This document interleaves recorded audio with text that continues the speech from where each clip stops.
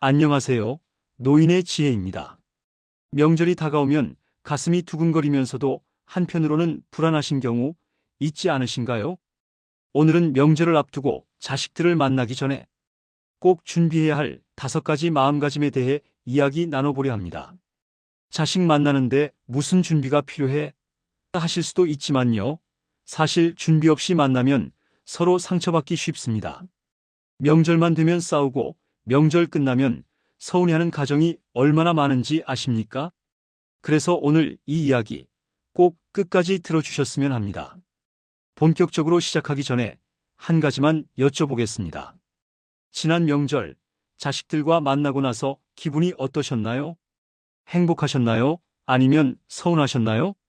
우리 애들은 너무 바빠서 나한테 신경도 못 써. 며느리가 나를 무시하는 것 같아. 사위가 말을 함부로 해. 이런 생각하신 적 있으시죠? 사실 저도 그랬습니다. 명절이 다가오면 기대 반, 걱정 반입니다. 자식들 얼굴 보고 싶은데 또 만나면 뭔가 마음이 불편해집니다. 그래서 오늘은 제 경험과 주변 어르신들의 이야기를 바탕으로 준비했습니다. 명절을 평화롭게 행복하게 보내는 방법 말입니다. 자, 그럼 첫 번째 마음가짐부터 시작하겠습니다. 첫째, 기대를 내려놓는 마음입니다. 명절 전에 이런 상상하시죠? 이번 명절에는 애들이 일찍 와서 오래 있겠지. 손주들이 할머니, 할아버지 보고 반가워하겠지. 며느리가 음식 준비 도와주겠지. 아들이 용돈 두둑하게 드리겠지. 이런 기대를 하고 명절을 맞이합니다. 문제는 이 기대가 채워지지 않을 때입니다. 자식들이 늦게 오면 서운합니다. 손주들이 스마트폰만 보면 속상합니다. 며느리가 방에만 있으면 섭섭합니다. 용돈을 안 주면 돈이 문제는 아닌데 마음이 그렇습니다. 심리학자들은 이것을 기대와 현실의 괴리라고 부릅니다.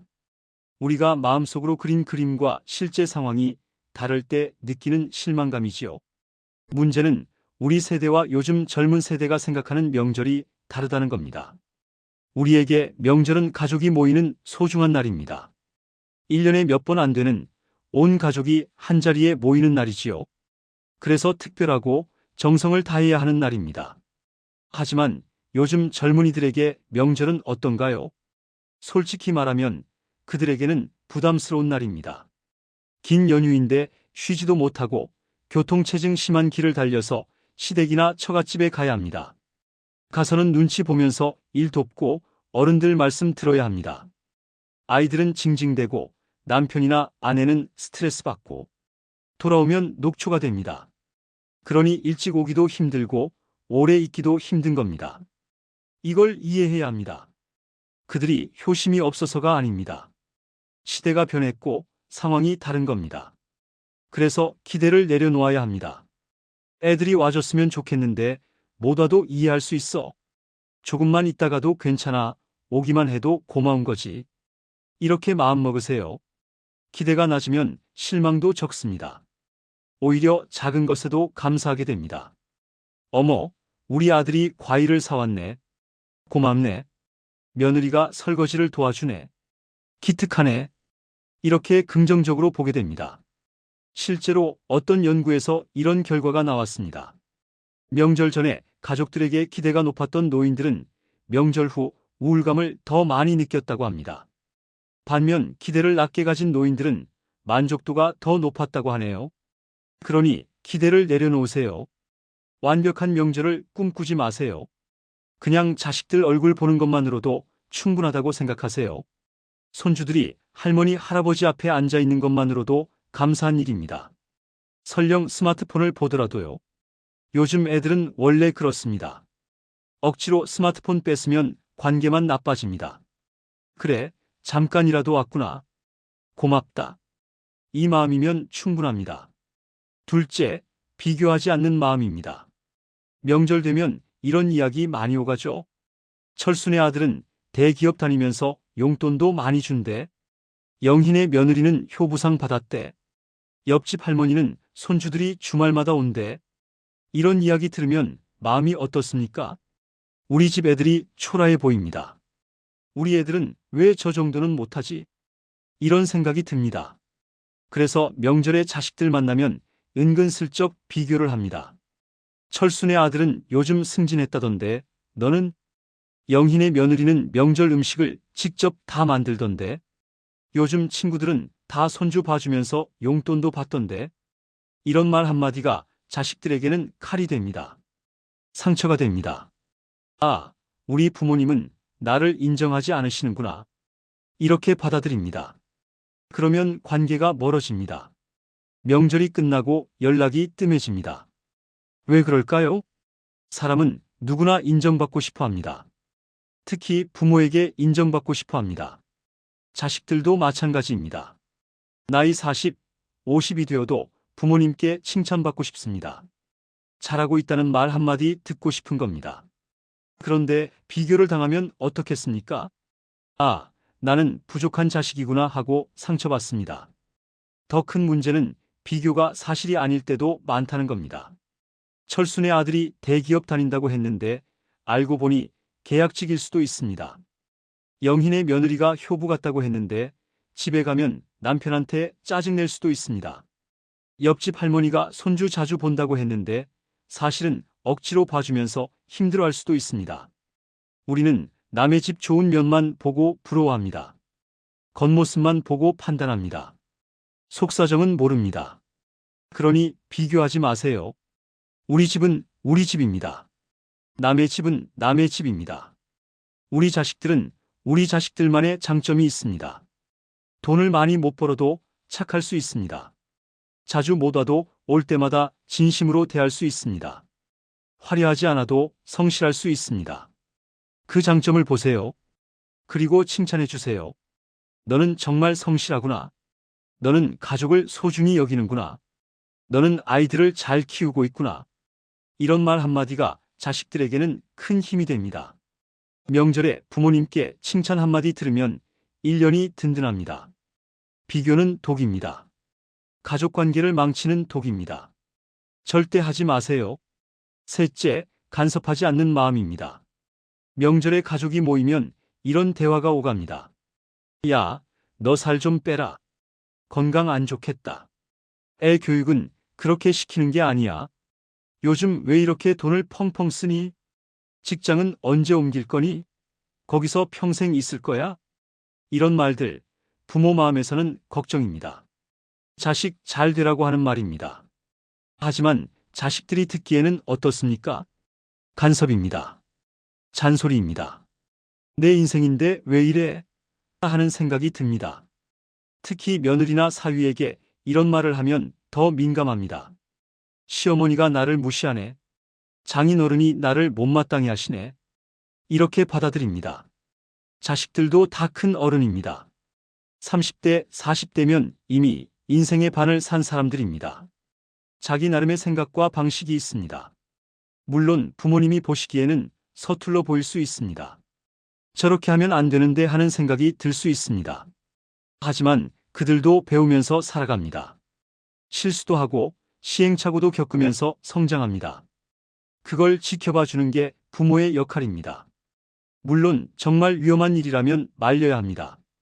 도박을 한다든지 사기를 당할 것 같다든지 이런 건 당연히 막아야 합니다. 하지만 일상적인 선택들은 그들에게 맡기세요. 어떤 차를 사든 어떤 집에 살든 어떤 방식으로 아이를 키우든 그건 그들의 선택입니다. 간섭하면 관계만 나빠집니다. 특히 손주 교육 문제는 정말 조심해야 합니다. 요즘 부모들은 교육에 민감합니다. 자기들 나름의 교육 철학이 있습니다. 거기에 할머니, 할아버지가 끼어들면 싸움이 납니다. 애한테 그렇게 엄하게 하지 마. 공부만 시키지 말고 놀게 해줘. 학원은 왜 이렇게 많이 보내니? 이런 말 하고 싶으시죠? 하지만 참으세요. 요청이 있을 때만 조언하세요. 엄마, 아이 교육 어떻게 하면 좋을까요? 물어볼 때만 말씀하세요. 그것도 조심스럽게 제안하는 식으로요. 이렇게 해봐. 가 아니라 이렇게 해보는 건 어떨까? 로요. 간섭과 조언은 다릅니다. 간섭은 일방적입니다. 조언은 상대가 원할 때 주는 겁니다. 명절에는 특히 더 조심해야 합니다. 짧은 시간에 여러 이야기를 하려다 보니 잔소리처럼 들립니다. 차라리 아무 말 안 하는 게 낫습니다. 요즘 어떻게 지내니? 힘든 건 없니? 이 정도만 물어보세요. 그리고 들어주세요. 그들이 하는 이야기를 그냥 들어주기만 해도 됩니다. 조언은 필요 없습니다. 공감만 해주세요. 그랬구나. 힘들었겠네. 그래, 내 생각이 맞는 것 같다. 이것만으로도 충분합니다. 자식들은 부모님의 승인을 원합니다. 내가 잘하고 있구나 하는 확인을 원합니다. 간섭이 아니라 지지가 필요한 겁니다. 넷째, 역할을 강요하지 않는 마음입니다. 명절이 되면 이런 기대가 생깁니다. 며느리는 당연히 부엌일을 해야지. 아들은 당연히 큰일을 해야지. 딸은 당연히 친정을 챙겨야지. 사위는 당연히 말을 조심해야지. 이런 생각들이 문제를 만듭니다. 며느리가 부엌에 안 들어오면 섭섭합니다. 아들이 가만히 있으면 답답합니다. 딸이 시댁 먼저 간다고 하면 속상합니다. 사위가 편하게 앉아 있으면 불편합니다. 하지만 생각해 보세요. 이게 정말 당연한 일일까요? 며느리는 왜 부엌일을 해야 할까요? 우리 세대에는 그게 당연했습니다. 시집 오면 시댁 일을 하는 게 며느리 도리였습니다. 하지만 지금은 다릅니다. 며느리도 직장 다닙니다. 며느리도 피곤합니다. 며느리도 쉬고 싶습니다. 아들도 마찬가지입니다. 남자는 부엌에 들어가면 안 돼 이런 생각, 이제는 옛날 얘기입니다. 요즘은 남편이 요리하고 설거지하는 게 자연스럽습니다. 오히려 아들이 부엌일을 도우면 칭찬해 주세요. 우리 아들 장하다. 집안일도 잘하네. 이렇게요. 며느리에게만 기대하지 마세요. 역할은 정해진 게 아닙니다. 서로 도우면서 하는 겁니다. 며느리가 피곤해 보이면 쉬라고 하세요. 며느리, 너 피곤하지? 방에 가서 좀 쉬어. 이렇게요. 그러면 며느리가 오히려 미안해하면서 도우려고 합니다. 강요하면 반발심이 생기지만 배려하면 고마워합니다. 딸에게도 마찬가지입니다.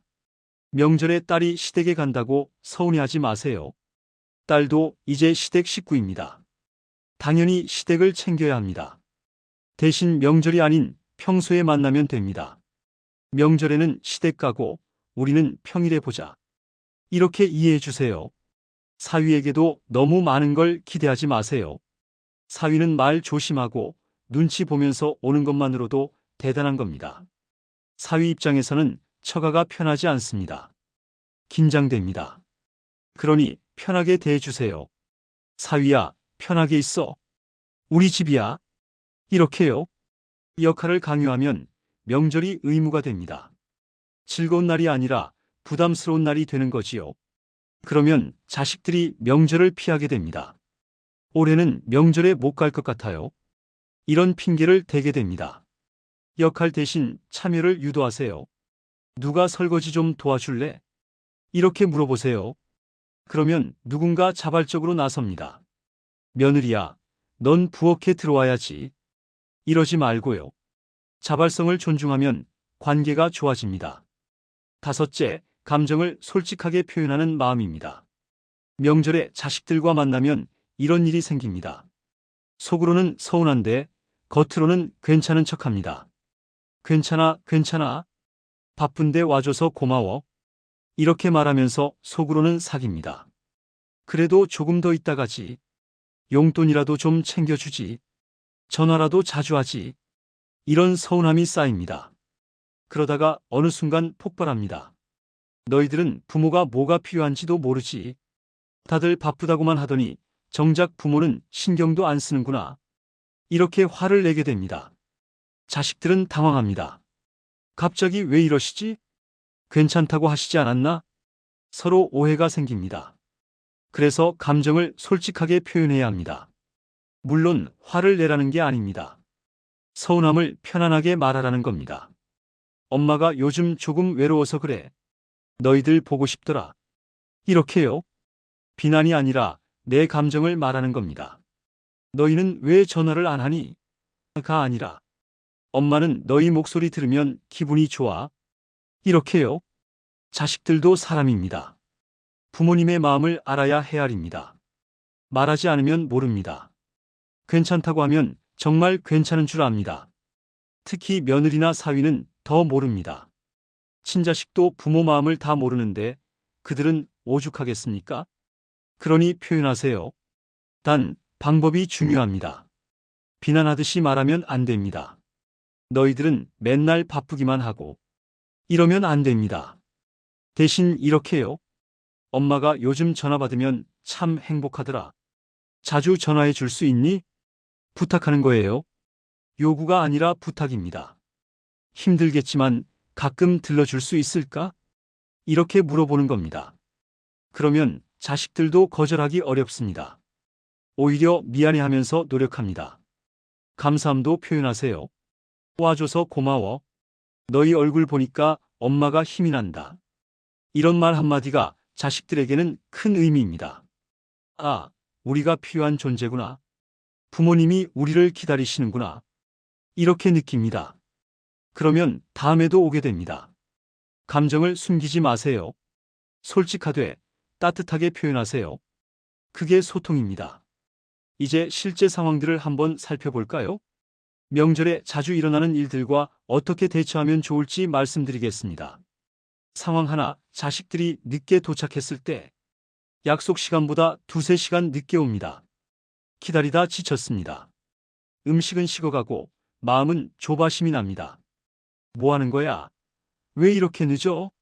전화를 걸면 교통체증이에요. 조금만 기다려주세요. 합니다. 드디어 도착했습니다. 이때 어떻게 반응하시겠습니까? 나쁜 반응, 너희들 몇 시에 온다고 했어? 엄마 아빠 여기서 얼마나 기다렸는데? 이렇게 하면 분위기가 싸해집니다. 자식들도 교통체증 때문에 스트레스 받았는데 도착하자마자 또 혼나니까요. 좋은 반응, 어머, 길이 많이 막혔나 보네. 피곤하지? 어서 들어와서 좀 쉬어. 이렇게 하면 자식들이 미안해하면서도 고마워합니다. 부모님이 이해해 주시네.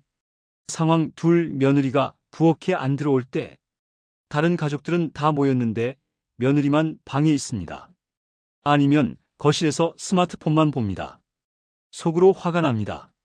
저 며느리는 뭐 하는 거야? 시어머니 혼자 부엌일 하는 게 보이지도 않나?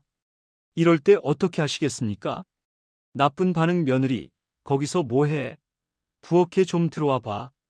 이렇게 하면 며느리는 마지못해 들어옵니다. 하지만 마음은 불편합니다. 억지로 시키네. 좋은 반응, 며느리에게 먼저 다가가서 며느리, 피곤하지? 오느라 고생 많았어. 이렇게 말하세요. 그러고 나서 혹시 부엌일 좀 도와줄 수 있을까? 엄마 혼자 하기엔 좀 벅차서. 이렇게 부탁하세요. 그러면 며느리도 거절하기 어렵습니다. 오히려 당연히 도와드려야죠. 하면서 들어옵니다. 만약 며느리가 정말 피곤해 보이면 그냥 쉬게 하세요. 대신 아들을 시키세요. 아들, 내가 엄마 좀 도와줘. 이게 더 현명합니다. 상황 셋. 손주들이 스마트폰만 볼 때. 손주들이 왔는데 할머니, 할아버지한테 인사만 하고 바로 스마트폰을 꺼냅니다. 게임을 하거나 유튜브를 봅니다. 대화를 시도해도 네 하면서 딴청입니다. 속상합니다. 우리 손주가 언제 이렇게 됐지? 예전엔 안 그랬는데. 이럴 때 어떻게 하시겠습니까? 나쁜 반응, 야, 그 핸드폰 좀 그만 봐. 할머니, 할아버지 앞에서 예의가 없어. 이렇게 하면 손주는 삐집니다. 부모들도 불편해합니다. 우리 아이를 혼내시네. 좋은 반응, 손주의 관심사에 맞춰주세요. 뭐 보고 있어? 할머니한테도 보여줄래? 이렇게 물어보세요. 그러면 손주들이 화면을 보여줍니다. 이거요? 요즘 유행하는 게임이에요. 아, 그렇구나. 재미있겠다. 할머니도 한번 해볼까? 이렇게 관심을 보이세요. 그러면 손주들이 신나서 설명합니다. 자연스럽게 대화가 시작됩니다. 억지로 스마트폰을 빼앗으려 하지 마세요. 요즘 아이들에게 스마트폰은 친구 같은 존재입니다. 빼앗으면 싸움만 납니다. 대신 함께 즐기세요. 상황 넷. 자식들이 일찍 가겠다고 할 때. 명절인데 자식들이 우리 저녁 먹고 가야 할 것 같아요. 합니다. 기대했던 것보다 너무 일찍 간다는 겁니다. 하룻밤 자고 가길 기대했는데 당일치기로 간다고 합니다. 실망스럽습니다. 그래도 하룻밤은 있다 가지. 이럴 때 어떻게 하시겠습니까? 나쁜 반응 뭐? 벌써 가? 이렇게 일찍? 1년에 몇 번이나 오는데 그것도 못 있다가? 이렇게 하면 자식들도 난처합니다. 아니, 그게 아니라 애들 학원이 있어서 핑계를 대기 시작합니다. 좋은 반응 그래. 바쁜데 와줘서 고마워. 다음에는 좀 더 오래 있을 수 있으면 좋겠다. 이렇게 이해해 주세요. 그러면 자식들이 오히려 미안해합니다. 죄송해요, 엄마. 다음에는 꼭 더 오래 있을게요. 억지로 붙잡으면 다음에 오기 싫어집니다. 편하게 보내주면 다음에 더 오래 있으려고 합니다. 상황 5. 용돈을 안 줄 때. 명절인데 자식들이 용돈을 안 줍니다. 예전에는 줬는데 이번에는 없습니다. 서운합니다. 돈이 필요해서 그러는 게 아니라 마음이 그렇지. 이럴 때 어떻게 하시겠습니까? 나쁜 반응 요즘 애들은 부모한테 용돈도 안 드리나? 이렇게 비꼬면 분위기만 나빠집니다. 자식들도 죄송해요. 요즘 형편이 안 좋아서 하면서 관계가 어색해집니다. 좋은 반응 아무 말 하지 마세요. 자식들도 사정이 있을 겁니다. 돈이 정말 없을 수도 있고 깜빡했을 수도 있습니다. 대신 이렇게 말하세요. 우리는 괜찮으니까 너희들 살림 잘 챙겨. 손주들 필요한 거 사주고. 이렇게요. 그러면 자식들이 더 감동합니다. 나중에라도 챙겨줍니다. 용돈이 효도의 전부는 아닙니다. 자, 이제 명절을 마치고 돌아가는 자식들을 배웅할 때의 마음가짐도 중요합니다. 명절이 끝나고 자식들이 돌아갔습니다. 집이 텅 빈 것 같습니다. 조용합니다. 이때 어떤 감정이 드시나요? 역시 자식들 있을 때가 좋긴 하네. 동시에 이것저것 서운한 것도 있었는데 하는 생각도 듭니다. 이럴 때 중요한 게 있습니다. 서운했던 것보다 좋았던 것을 기억하세요. 며느리가 설거지를 안 도와줬어 보다는 아들이 무거운 짐 들어줬지를 기억하세요. 손주들이 스마트폰만 봤어 보다는 그래도 할머니 할아버지라고 안아주더라를 기억하세요. 긍정적인 기억이 쌓이면 다음 명절이 기대됩니다. 부정적인 기억이 쌓이면 명절이 두려워집니다. 그러니 의식적으로 좋은 기억을 떠올리세요. 그래도 얼굴 보니까 좋았어. 다들 건강해 보여서 다행이야. 손주들이 많이 컸네. 이런 생각들로 마음을 채우세요. 그리고 자식들에게 문자를 보내세요. 잘 들어갔니? 와줘서 고마웠어. 다음에 또 보자. 이런 문자 한 통이 자식들에게는 큰 의미입니다. 아, 부모님이 좋아하셨구나. 마지막으로 한 가지만 더 말씀드리겠습니다. 명절은 완벽할 수 없습니다. 음식이 잘 안 될 수도 있고, 누군가 늦을 수도 있고, 말다툼이 생길 수도 있습니다. 그래도 괜찮습니다. 완벽한 명절은 없습니다. 완벽한 가족도 없습니다. 서로 부딪히고 양보하고 이해하면서 가족이 됩니다. 그 과정 자체가 사랑입니다. 그러니 너무 스트레스 받지 마세요. 명절 하루 이틀 때문에 관계를 망치지 마세요. 길게 보세요. 지금 조금 참고 이해하고 배려하면 나중에 더 큰 사랑으로 돌아옵니다. 자식들도 나이가 들면 알게 됩니다. 아, 그때 부모님 마음이 그랬구나. 그때 후회하지 않도록 지금 잘 대해주세요.